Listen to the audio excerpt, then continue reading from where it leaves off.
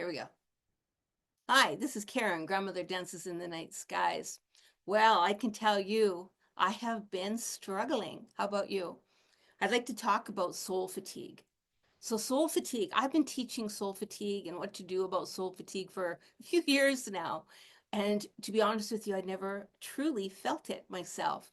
And I had the opportunity to learn from spirit. And this past couple weeks, I have literally felt and sunk into the teachings of soul fatigue for myself. So I'll tell you a little bit what the symptoms were for me. I was super, super tired. I couldn't get going in the morning. I had no gumption. I had no energy. I had no, I don't know, excitement about anything. Everything was just blah. I was getting lots of sleep and I still felt like that. I was eating properly. I was doing all the things that I thought I should be doing. And yet I couldn't get out of the funk, the blah feeling. And I started talking around to friends of mine, and I discovered that this is quite common with a lot of people, that they were also going through this. So I started diving into what I know best of talking to spirit. So I went to my power animals and I asked them, what the heck is going on? Why am I suffering so much? Why am I so tired? Why am I just not caring so much anymore? And the answer I got was a clear, resounding soul fatigue. So, what is soul fatigue? Well, fatigue is that inner self, that our soul self is so tired that it needs a rest. And we don't always, actually, most of the time, we don't even acknowledge that part of ourselves. So I've, from my books, I've got a book here, and from my books, I'm going to be actually teaching you as well as going ahead and showing you exactly how this pertained to me. And maybe it'll spark an interest with you. Maybe I can help you along the way to start navigating what's going on.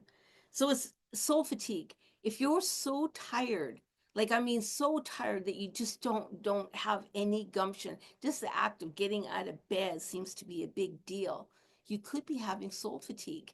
If you've been giving up projects that you normally wouldn't give up, that could be soul fatigue. And I'll give you a prime example of that. Every morning at 8:30, Monday to Friday, I do stone readings. I do live stone readings for everybody, and I'm getting quite a few followers, and everything is going wonderful, and I feel great when I'm done. And then all of a sudden, I didn't want to do them anymore. I would look at the clock and I go, oh, a half an hour and I got to do stone readings. That's my passion. And because my passion wasn't sparked anymore, that created quite an alarm in me, like something's going on. Excuse me. So let's discover soul fatigue together. So on the east of the medicine wheel is the disconnect from self. I not only disconnected from self, I disconnected from life. I disconnected from the things that provide me so much joy, that fill my cup up. I just deprived myself of them because I didn't have any energy to even hold that space. Often things that can charge that can be shock. It can be sudden stress in your life. It can be all sorts of things like that. It can be nothing that you don't even understand because our bodies know way before our brain knows what's going on. In my case, my husband had a stroke, so I've been holding space for that. But I thought everything was fine. He's on the mend. He's doing really well, and excuse me. And I thought that everything was good. And everything just started compounding on me. I hold space because I teach all the time. So I get people here teaching and I love teaching. It just fills me. And I was kind of getting down. Oh my gosh, I don't want to do that. I hold drum circles. I didn't want to do them anymore. And it was mostly, I think, I overtaxed myself. I didn't allow myself to actually do the self-care needed for soul fatigue. Yeah, I got lots of rest. I did all those things that people tell you to do, drink water, blah, blah, blah. I did all that stuff, but I needed a timeout. I needed a time to rest my soul. And in order to do that, I had to allow myself the space and look at the truth of it. What is the truth of it? The truth of it is I was overwhelmed by life. And I just needed a chance to relax, to let myself go. I needed a chance to cry. I needed a chance to pamper myself and to actually care for myself. So that is this disconnect from self. Now, the big way to recover from this is acknowledge that it even happened. Sometimes we can be so I don't want to say that because people will think that I don't care, or I'm worried about how other people will perceive me if I'm not living up to the way I was before. And all that self judgment comes in. Ooh, it comes in like a big hurricane hitting you. I'm judging myself from every which way from Sunday, and I'm not living up, I'm letting people down, doing all that kind of stuff. So by acknowledging that you have the problem, this is a problem that I'm dealing with. And then don't beat yourself up over it. Yes, some people will be unhappy about it, but you know what? That's their perception, that's their lens. Just look at yourself and turn inward. When we turn inward, what is it your body's telling you? What is it your soul self is telling you? I went back to meditation. I went back to breath work. I went back to the very beginning of all my teachings just to start fresh again, new. And then I slowly cared for myself. So let's go in for the next thing that we did. Physically exhausted. I can tell you, physically exhausted. Holy smokes. I didn't have the energy to put in 500 steps in a day. And I put on one of those little tracking devices on my arm. I had a little black thing that tells you how many steps you've taken because I was trying to motivate myself. Come on, if you can see what you've got to do, that'll motivate you to get doing it. Well, all it did was depress me even more. I don't want to do a step. I don't want to walk a mile. I don't want to do this. So when I did that, then I judged myself. So I took that off. And every day I would say, okay, Karen, just walk around the kitchen. Walk around the kitchen 5 times. Walk around the kitchen 7 times. Well, when I started doing that, the body has another way of telling you that something's wrong. My body flared up. All my arthritis flared up. My knee flared up so bad that I could hardly walk. My pain level went from a 1 to a 10 overnight and did not leave for days and days. I know then my body's telling me, you will stop and you will take care of yourself, or I'm going to hurt you on the inside and get you better from so that you can slow down, so that I can catch up. And I literally felt like I wanted the world to stop so that I could catch up internally. And when you hold space, those caregivers out there and those people that are really in tune to what's going on around them, they have a tendency to hold everything in. And I'm usually very good at clearing my stuff, not carrying other people's things, but it slipped in on me too. So the more tired I got, the more tired my soul got, the more of other people's things I was holding on to. And then grief kicked in and a whole bunch of other kind of stuff like that. And then the worries of the world kicked in. And oh my gosh, I was in a giant pity party all by myself. And it doesn't really help when you're sitting in that. So, one of the first things that I did to help myself was tapping. I went right back to basics. So, we do make tapping bags here, but tapping is a tapping bag looks like a bean bag. And if you don't have a tapping bag, that's okay. Just tap your body. And so what I started doing is laying down and just spending a half an hour every morning just tapping my body on the spots that hurt. There's going to be spots that hurt because what happened is they all rose to the surface. That was my insides coming out going, hey, I'm in trouble and I need your attention. So when I would tap here, ooh, owie, owie, it hurts, it hurts. I would spend time and continuously tap on those sections that hurt the most till they didn't hurt anymore. And that was allowing the cellular trauma to come out of my body. So I honored myself, then I would have a nice hot shower, a hot tub, a bath, do something to support myself. I would then wrap myself like this and I would rock. I love you. I love you and I'm here and I care for you. I was telling myself beautiful things that I needed to hear. And then I slowed down. I thought, you know what? I'm going to take a day off. I'm going to take a week off. In this case, I took just about a whole week off of my job. I have 2 full-time jobs and I took everything off. I needed time for me. So I took that time to care for my body. The next thing that you can do is anger. I found there was anger was surfacing. I was angry about everything. I was starting to criticize people. I was starting to criticize myself. I was angry because the weather wasn't cooperating. I was angry at my body for being sore. And when I got that, I went, oh, I've been down this road before. I know what anger is, and I'm going to let it go. So I would go out and I would scream as loud as I can. Now, if you live in the city and you walk out on a street corner and start screaming, you're liable to look a little silly. So what I would suggest is get a pillow and scream into that pillow. You need to get sound to break the chain. And I tell people that all the time. If you don't break the lock that's holding on, then the lock will continue to hold on and things will keep piling up inside there.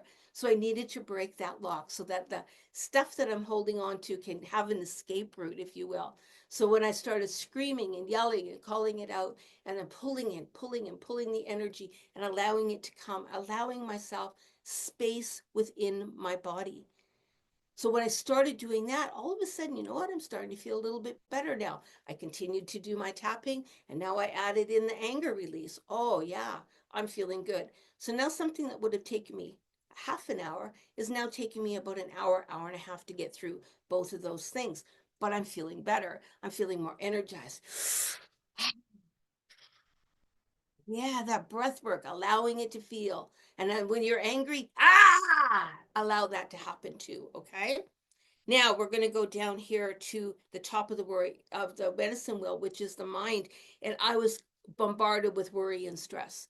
I had a friend's horse pass away. It wasn't even my horse, but it was someone that I was very close to. And I had to say goodbye to this beautiful animal. I've had friends that have passed away. I had all kinds of things were happening and everything was coming at me at the same time. And then I had people, my students, my clients were coming to me. I need extra help because I'm going through something I don't understand. And they didn't have the capacity to hold anymore. So I had to tell everybody, I'm sorry, but I'm not going to serve you best right now if I overtax. I need a week to get myself better. So that's what I did. I just allowed myself that better. I started eating better, making sure that I had a breakfast in the morning, making sure that I had a lunch, got lots of water in, got my electrolytes up. My electrolytes were probably pretty darn tanked because I found out when I started calculating how much I had drank, I bet you I didn't have a glass of water in 4 or 5 days.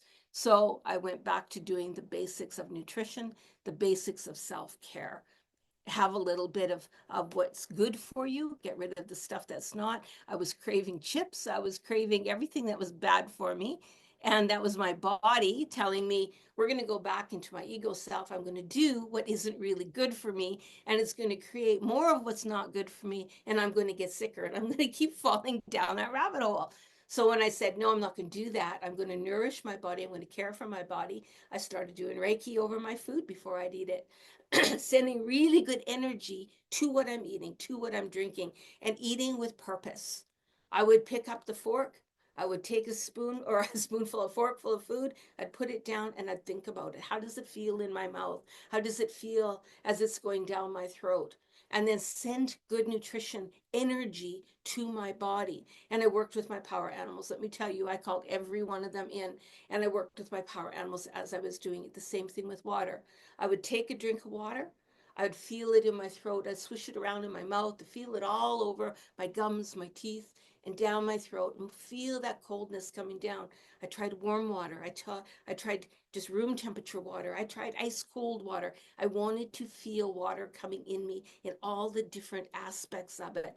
And as I'm eating, as I'm drinking, I'm sending good energy to myself. I'm sending Reiki energy. You don't need to go to anybody even for that. You can send that energy in yourself. And even if you don't know what Reiki is, just send out to the universe. Ask the universe to give you the nutritional value, give you the healing that you need with this food, because you are setting intention to your actions.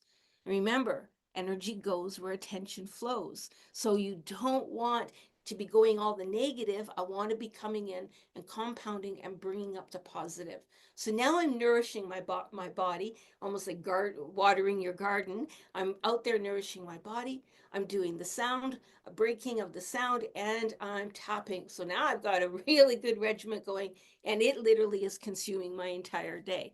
Started reading, and that was really good for the mind as well. Excuse me. Then I went into the self sabotage. Darn it, I'm still hurting. It's been 3 days and I'm tired of this. Tick tock, tick tock. I got to get it done. And I only have a couple more days and I'm tired of this. So forget it. And then I would go back And I would go right back to where I was before, where not eating, feeling grumpy, blah, blah, blah. And I'd have to pull myself back up again and start all over, not ostracize myself, not put down myself. Go, you know what, Karen? It's okay. You fell down. Now get yourself back up, dust yourself off, and keep going. Because self sabotage, our ego self, wants us to stay in a place that it knows that it's familiar with. And I had gotten into the pain phase that my body's very familiar with, and it's going, hey, we're going to keep you right here. And I'm going, we're going to not keep me here this time. So, ego, can you please go aside? Now, for me, I did ceremony. I created a beautiful ceremony piece where I took some Play-Doh and I sculpted an ego self. I wish I had had it on my table. I don't have it to show you, but I sculpted this little character and I put feathers in its hair and I painted it and I made this little character ego self and I put it on the table in front of me and I had a conversation with the ego self. I lit a candle, I smudged. And I asked ego self to step aside. I do not need that nagging. I do not need that judgment. I'm going to allow myself the freedom to love, the freedom to care for me. And ego self, thank you. I had to thank ego for doing all the things it was doing for me and say, I don't need that anymore. I can step into the healing process of this. So I started doing my ceremony, and then I turned the ceremony every day into a ritual. So a ceremony is something you do once, maybe twice in a year, and a ritual is something you do every day. I started bringing that as a ritual now in every morning. So you can see my days getting pretty packed here because now I'm doing the tapping, I'm doing the calling out, I'm eating properly, I'm preparing my meals. And now, Garnet, now I've got ego self. I have to have a ceremony and a conversation with ego every day. That's taking up a little bit more time. If I still had to support myself doing a full time job and all the other things that come into life, like running kids around and doing all this stuff, I would not have had the capacity to do that. I'm very fortunate that I was able to just turn inward and everyone else supported me around me. So if you're in that type of a situation where you've got so many demands on you, get yourself a fleet of warriors. Get yourself people that can help you. I know that this person can help me with the kids. I know that this person could maybe help me with housekeeping. I know that this person can help me with. Take some of the burden off yourself so that it allows you more time to work on yourself. You're not being selfish. Okay, now we're going to go over to helplessness. I felt totally helpless. I can't, I'm a healer. I help other people find their own healing paths. I teach this stuff and I'm in this position. What the heck? But that's okay. It's okay to say, you know what? I'm human and I'm here just like everyone else to experience what it is like to be human. So I felt helpless. I felt like I didn't have any control. And in order to do that, I called in my support people. I called in the people that I needed to help me. You know what? I just need a sounding board today. And I know that it's not nice to just complain, blah, blah, blah, but I needed a voice to get it out. I needed time to be able to get rid of what I needed to get rid of. My husband took over my birds. And anyone that knows me, I've got birds and I'm obsessed with my birds. And I gave him all the duties for my birds. He got them up in the morning, he fed them, he cleaned the pens, he put them to bed at night. He did everything for me so that I didn't have to do it because it was one more thing on my plate I couldn't handle. Okay, so get yourself a warrior group, get yourself a little tribe, people that can help share the load. Allow yourself to do that. Then the next one is spiritual questioning. I don't normally sit in spiritual questioning because I literally have walked this path, not necessarily in soul fatigue, but I've walked my path of not trusting spirit for years. Excuse me. So when you trust spirit, is to trust unconditionally. I know that this, whatever it is I'm feeling, there's a purpose behind it. There's a lesson behind it, and it will get me to where I need to be in the future. So if you can allow yourself that primal trust, I just have to trust spirit because often we will go, you know what, spirit's punishing me. And you'll hear people say often, God will only give you what you can handle. And I'm going to say, no, that's not necessarily true because we're giving ourselves more than we can handle.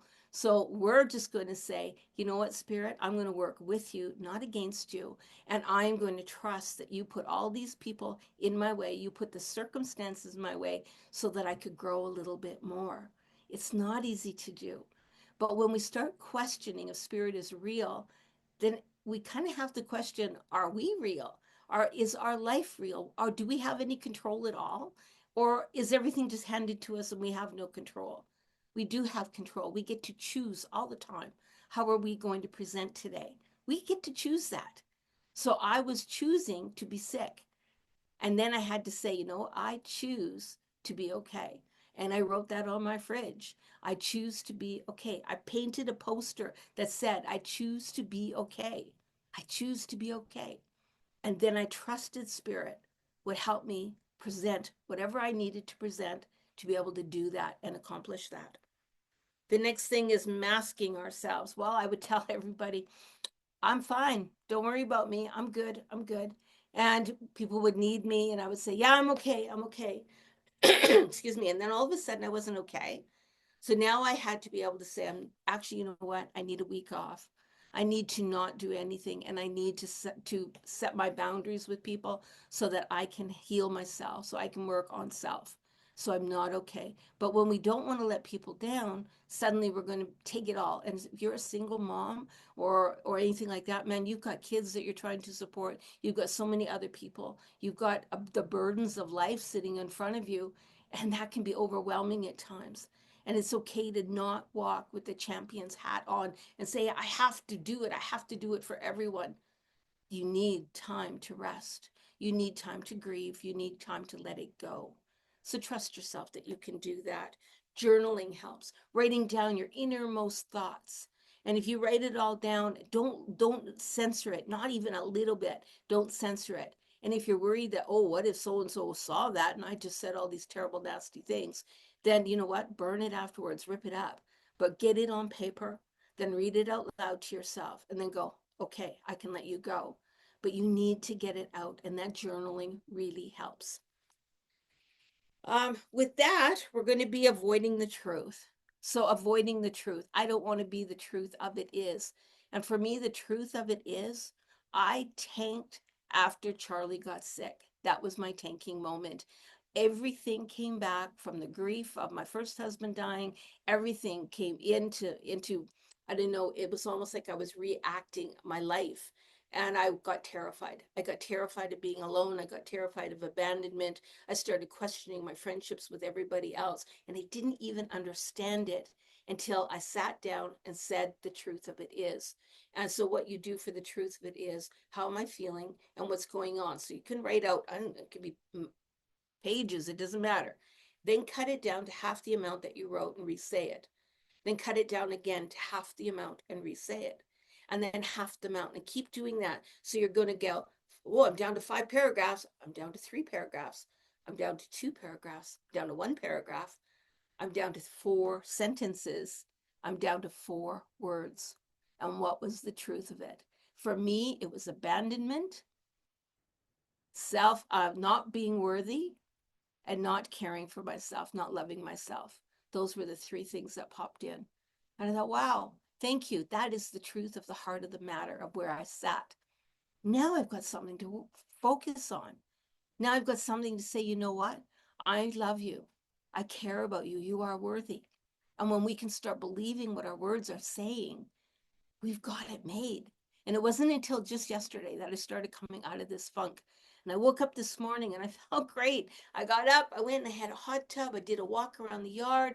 I just went, oh yeah, I went and I had saw my birds, and I engaged back in life. And it felt so good to engage in life. But here's the kicker. Don't overdo it. So it's like when you've been sick for a while and you think you're on the road to mending and you start and you pile on everything really, really quick. I'm not doing that. I'm going to enjoy this moment, and I'm going to slowly come back to being me. So I'm still not going to do any stone readings until Monday. I'm going to allow myself that time off. I'm going to sit every day. I'm going to keep doing what I'm doing. And one thing at a time, I'm going to start letting go. It's okay. I don't think I need to tap today. Okay, I'm going to let it go. But I will always have the nutrition for my body. That's one thing that my body's telling me really, really strong. Now's the time that you have to pay attention to me. So I hope those are some good things that you can understand and you can maybe incorporate into your life if it rings a bell for you. If it doesn't, it's okay. And if you are interested at all in any of my teachings, go on over to my website. My website is shamanicreiki.ca. And you can see all the different programs I have, that sort of thing. And I'd be happy to answer any questions you have. And it's in the description below, how to get a hold of me. And I also am going to be teaching stone readings. And just for the heck of it, I'll pull a stone reading for today. So today, actually, all my other stones are in the other room, but I'm going to pull in. I asked what great teacher I'm working on today, and I pulled patience. Have patience with yourself, have patience with life, have patience with this process, because it isn't going to be a magic pill. It's going to be different for everyone. Everyone's going to go through their own process as is right for them. This is what was right for me. And I hope that maybe one or two of these things will ring for you. And reach out. I'd be happy to help you. I'd happy to do one-on-one with you. I hope this helps. This is Karen, Grandmother Dances in the Night Skies, and have a great day. Aho.